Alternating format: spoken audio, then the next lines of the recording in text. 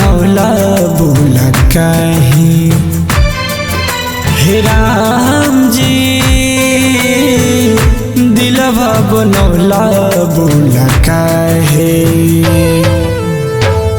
छूट जाला साथ उनकर याद बड़ी आवे।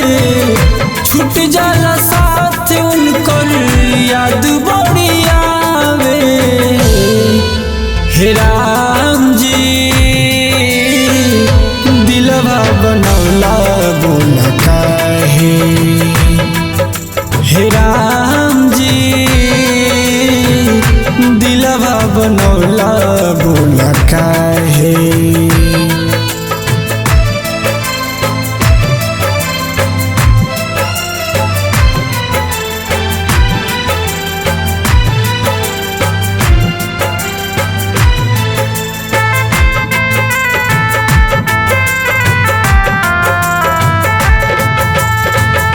पल भर में टूट जाला काहे कुल सपना। दूरी बनावे उहे मानी जे के जतना।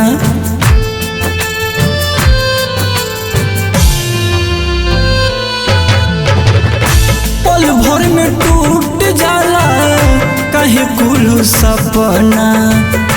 दूरी बनावे उहे मानी जे के जतना।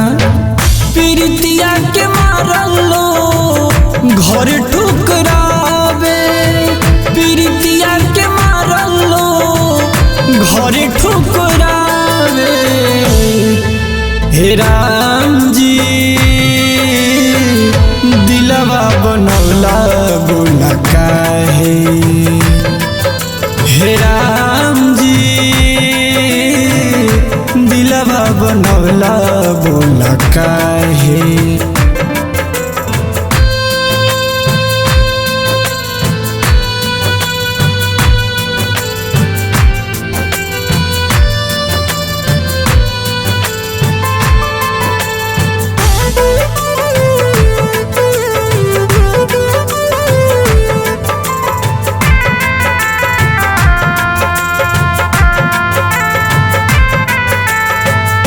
कवना कलम से भाव लिखला विधाता। लल्टू अर्जुन के दुख अब न सहाता।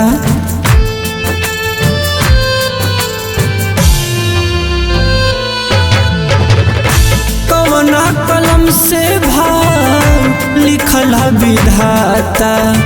लल्टू अर्जुन के दुख अब न सहाता। देखी महफिल में लो दूर से भगावे। देखी महफिल में लो दूर से भगावे। हे राम जी दिलवा बनौला बोला काहे। हे राम जी दिलवा बनौला बोला काहे।